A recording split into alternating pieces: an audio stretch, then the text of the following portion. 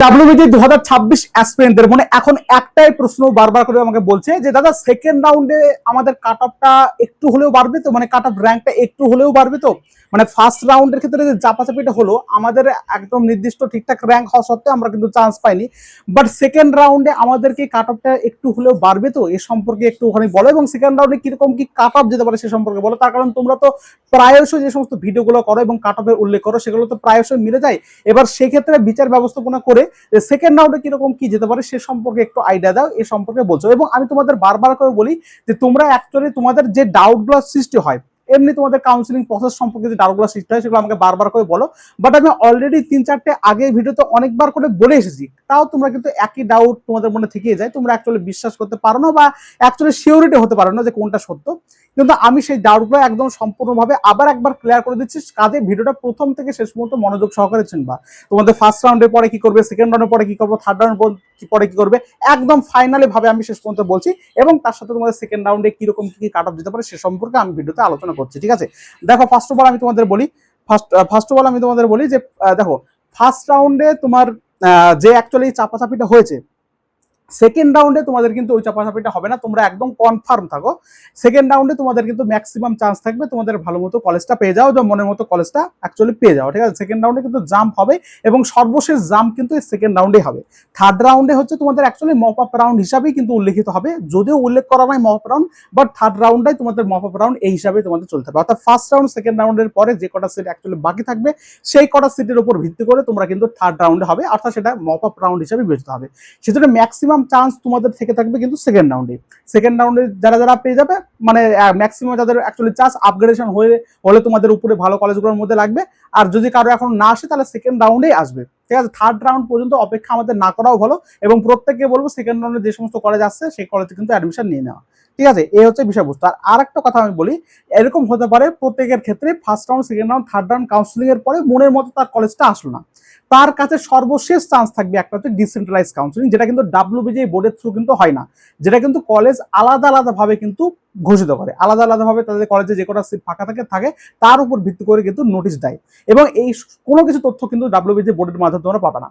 প্রত্যেকটা কলেজের ওয়েবসাইটে কখন দেবে তুমি কিন্তু বুঝতে পারবে না, সেজন্য আমাদের একটা ওয়েবসাইট অলরেডি রয়েছে যেখান থেকে যে কোনো কলেজের ডিসেন্ট্রালাইজ আপডেট আসলে আমরা নোটিফাই পেয়ে যাবো, আর যখন নোটিফাই পেয়ে যাবো প্রত্যেকটা কলেজের ডিসেন্ট্রালাইজ কাউন্সিলের জন্য কবে কি যেতে হবে কি করতে হবে সমস্ত আপডেট কিন্তু আমি তোমাদের দিয়ে দেবো। সেজন্য প্রত্যেককে বলবো যারা যারা ডাব্লিউবিজি 2026 কাউন্সিলিং এ একদম শেষ পর্যন্ত ডিসি পর্যন্ত সাহায্য করতে তারা অবশ্যই সমস্ত নোটিফিকেশনগুলো পাওয়ার জন্য সাবস্ক্রাইবটা করে পাশে থাকো। ডিসেন্ট্রালাইজের জন্য, বিশেষ করে ডিসেন্ট্রালাইজের জন্য তোমরা আমাদের এই চ্যানেলের উপর ভরসা থাকতে পারো। প্রত্যেকটা কলেজে তোমাদের শেষ সুযোগ থাকবে তোমাদের মনের মতো বা ড্রিম কলেজ পাওয়ার জন্য, তার নোটিফিকেশন গুলো পাওয়া কিন্তু খুব দরকার। প্রত্যেকটা ওয়েবসাইটে যেহেতু দিবে সেহেতু তোমরা নোটিফাই না পেতেও পারো বা নোটিফিকেশন না পেতে পারো, সেহেতু তোমরা আমাদের চ্যানেলের পাশে থাকো, আমরা সমস্ত কিছু জানিয়ে দেবো। যাই হোক, সেজন্য অবশ্যই সাবস্ক্রাইবটা করে রাখো।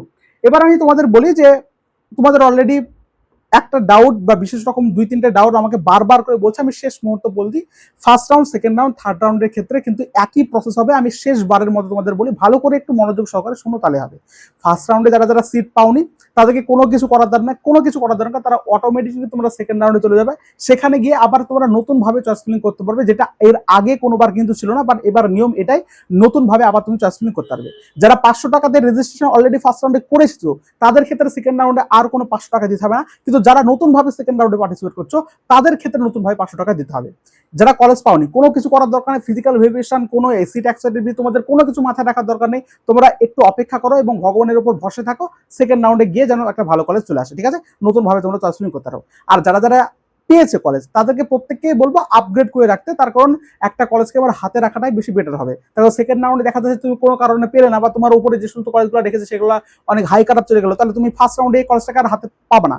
যদি তুমি আপগ্রেড না করো তাহলে কিন্তু আর হাতে পাবে না। সেই জন্য প্রত্যেককে বলবো যে কলেজটা পেয়েছো সেখানে অবশ্যই তোমাদের 5,000 টাকা সেটা পেমেন্ট করে সিট অ্যাকসেপ্টেড যে লেটার সেটাকে নিয়ে এবং ভেরিফিকেশনের জন্য যে ডকুমেন্টসগুলো লাগবে, যেটা আমি অলরেডি সমস্ত বলে এসেছি এবং লিঙ্ক ডেসক্রিপশন বক্সে দিয়ে রাখছি, সেখানে সেটাকে ভালো করে দেখে সেগুলো নিয়ে তুমি কলেজে যাও এবং ভেরিফিকেশন করো, ভেরিফিকেশন করে ইএস আপগ্রেডেশনটা করবা।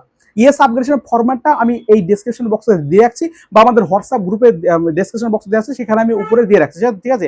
সেখান থেকে তোমরা ফরম্যাটটা বার করে সেটাকে ফিল আপ করে ওদেরকে দেবে, এবং সেই অনুযায়ী ওরা একটা ইএস আপগ্রেড ফর্ম কিন্তু দেবে। এখানে আমি একটা সতর্ক করি, যখন ওরা ইএস আপগ্রেডেশন ফরম্যাটটা তোমাদের দেবে তখন দেখে দেবে, বা এবার হয়তো ইএস আপগ্রেড ফরম্যাটটা দিচ্ছে কি আমি জানি না, যদিও দিয়ে দেয়, আমি বিশেষ করে বলছি প্রাইভেট কলেজগুলোর ক্ষেত্রে অবশ্যই দেখে নেবে ওরা ওখানে ইএস আপগ্রেডেশন করেছে কি। অনেক প্রাইভেট কলেজ বদমাইশ করে ওই কলেজে ভর্তি করার জন্য নো আপগ্রেডেশন করে দাও, এরকম অনেক ক্যান্ডিডেট ক্ষেত্রে হয়েছে। সেজন্য প্রত্যেককে বলি, ওরা যখন ইএস আপগ্রেডেশন ফরম্যাটটা তোমাদের দিচ্ছে, তুমি দেওয়ার পর সেখানে ইএস আপগ্রেডেশন লেখা আছে কি সেটা কিন্তু স্পষ্টভাবে ভালো করে কিন্তু তোমরা প্রত্যেকেই একবার হলেও দেখে নেবে, বুঝতে পারলে ব্যাপারটা?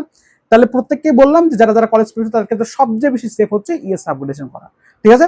আর যদি মনে হয় যে আমার এই যে কলেজটা পেয়েছি সেই কলেজটা আমার একদম পুরোপুরি ভাবে ভালো, বা আমি এই কলেজটাকে আশা করছিলাম, তাহলে কোনো প্রয়োজন নেই, নো আপগ্রেডেশন নিয়ে তুমি কলেজে ভর্তি হয়ে যাও কলেজের ফিস দিয়ে, ঠিক আছে? এবার অনেকে বলবে যে আমি কলেজে গিয়ে যে 10-12 হাজার টাকা আমি অ্যাডমিশনের জন্য কি লাগবে, আমি যদি ইএস আপগ্রেডেশন করি তাহলে দরকার নাই, শুধুমাত্র তোমার 5,000 টাকাটাই লাগবে। এই হচ্ছে বিষয়বস্তু। ওটা বুঝতে পারলে আশা করি এই ব্যাপারটা পুরোপুরিভাবে ক্লিয়ার হয়েছে এখন পর্যন্ত। ক্লিয়ার? দেখো, আরো যদি কোনো প্রশ্ন থাকে তাহলে তোমরা সেই কমেন্টে আমাকে বলতে পারো। এবার আমি বলি যে সেকেন্ড রাউন্ডে আমরা কিভাবে দেখবো, বা অ্যাকচুয়ালি কিভাবে বুঝবো যে আমার কোন কলেজটা হতে পারে বা কত র্যাঙ্ক পর্যন্ত দিতে পারে। দেখো, এখানে তো আমার এখানে স্মার্ট বোর্ডের কোনো ব্যবস্থা নেই যে আমি আলাদা আলাদা সেপারেটলি তোমাদের ভাবে প্রত্যেকটা দেখাতে পারি, বাট আমি তোমাদের একটা পদ্ধতি বলে দিচ্ছি, ভালো করে শোনো। তোমরা কেউ 2025-এর কাট অফের লিস্টটাকে কেউ দেখবে না, প্রত্যেকে বলি তারা কিন্তু সমস্যা হয়ে যাবে। তার কারণ 2025 দেখে যারা তারা চয়েস ফিলিং করেছে তাদের প্রত্যেকেরই কিন্তু সমস্যা হয়েছে, তারা কলেজ পায়নি। তার কারণ 2025-এ প্রচন্ড পরিমাণ জাম গেছিল, 2024-এ মানে 26-এর ক্ষেত্রে সেটা যাবে না, আমি বারবার করে বলেছি। এবং আমি বারবার বলেছি ফার্স্ট রাউন্ডের ক্ষেত্রে চাপাচাপি হবেই, বাট আমি তোমাদের কনফার্ম দিয়েছি সেকেন্ড রাউন্ডের ক্ষেত্রে জাম্প হবে, এবং ম্যাক্সিমাম সুযোগ এটাই তোমার থাকবে সেকেন্ড রাউন্ড, ঠিক আছে? সেজন্য প্রত্যেককে বলো 2025 দেখার দরকার নাই, 2024-এর ডেটাটা ভালো করে দেখো।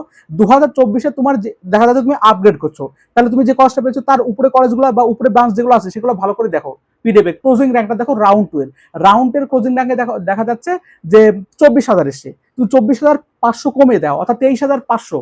এই ভাবো, ভেবে তোমার র্যাঙ্কটা দেখো 23,500 মধ্যে আসছে কিনা। যদি আসে তাহলে তুমি বুঝতে পারবা যে হ্যাঁ আমার সেকেন্ড রাউন্ডে কিন্তু একটা চান্স থাকবে। কি বললাম, যে ক্লোজিং র্যাঙ্কটা 2026 মানে এর ক্ষেত্রে 24-এর ক্ষেত্রে গিয়েছে তার থেকে 500 কমিয়ে দেখো তোমার র্যাঙ্কটা আসছে কি, যদি থাকে তাহলে তুমি সেই কলেজে বা সেই ব্রাঞ্চে চান্স পেতে পারো। যারা যারা নতুন ভাবে চয়েস ফিলিং করছো তারাও এইভাবে করতে পারো, 2024-এর ক্লোজিং র্যাঙ্কটা দেখবা, সেই র্যাঙ্কটা দেখে তোমার 500 কমিয়ে দেখবা। এবারে তোমরা বলতে পারো যে কোথায় পাবো দাদা 2024-এর ডেটাটা? আমি তোমাদের তার জন্য ডেসক্রিপশন বক্সে আমাদের হোয়াটসঅ্যাপ গ্রুপ রয়েছে, সেই গ্রুপে ক্লিক করে গ্রুপে জয়েন হয়ে যাও। গ্রুপের একদম প্রথমে পিন কমেন্টে হাইলাইট করে আমি তোমাদের দিয়ে দিয়েছি 2024-এর ক্ষেত্রে ওপেনিং র্যাঙ্ক ক্লোজিং র্যাঙ্ক, সেখান থেকে তোমরা দেখতে পাবে, বুঝতে পারলে? প্রত্যেককে বলছে, এবং গ্রুপে আমি সমস্ত ইয়েস আপগ্রেডেশন নো আপগ্রেডেশন সমস্ত কিছু ফর্ম ওই গ্রুপে আমি তোমাদের দিয়ে দিয়েছি, এবং সেখানে চেক করতে পারো। আর অনেকের প্রবলেম হচ্ছে ফার্স্ট রাউন্ডে কত কি কাট অফ গেছে, ফার্স্ট রাউন্ডে কত কি কাট অফ গেছে তার রিলেটেড ডাব্লিউবিজি বোর্ড থেকে ওয়ারসিআর 2026 ক্ষেত্রে কিন্তু পাবলিশ করে দেওয়া হয়েছে, তার লিঙ্ক সবকিছু আমি আমাদের হোয়াটসঅ্যাপ গ্রুপে দিলাম। সেই হোয়াটসঅ্যাপ গ্রুপে একদম উপরে তোমাদের পিন কমেন্ট করে দেবো, সেখান থেকে তোমরা চেক আউট করতে পারো। বুঝতে পারলে ব্যাপারটা? আমি তোমাদের কি বলছিলাম, যে যেভাবে চেক করবে মনে হচ্ছে যে আমার ক্লাসটা হতে পারে কিনা, যে সমস্যা তোমাদের মেনলি হচ্ছে, তারা তাদের প্রত্যেককেই বলবো পুরোপুরিভাবে তোমরা সেফ থাকবা। 2024-এর ক্ষেত্রে পিডিএফটা ওপেন করো, প্রত্যেকটা ক্যাটাগরি অনুযায়ী, প্রত্যেকটা ব্রাঞ্চ অনুযায়ী, প্রত্যেকটা কলেজ অনুযায়ী একটা পিডিএফ আমি তোমাদের দিয়ে দিচ্ছি। সেখানে যে ক্লোজিং র্যাঙ্কটা দেখতে পাচ্ছ 2024-এ, সেখান থেকে 500 কমিয়ে দেখো যে তোমার আসছে কিনা। যদি আসে তাহলে তোমরা জানবা যা হচ্ছে, ঠিক আছে? এবার 500 কম বলছি, সেখানে 200-300 কম হতে পারে, তো সেফটির জন্য আমি 500 কম বলছি। 200-300 কম হলে তোমরা অবশ্যই কলেজটাকে রাখবা, যারা যারা নতুন চয়েস ফিলিং অ্যাকচুয়ালি করছো।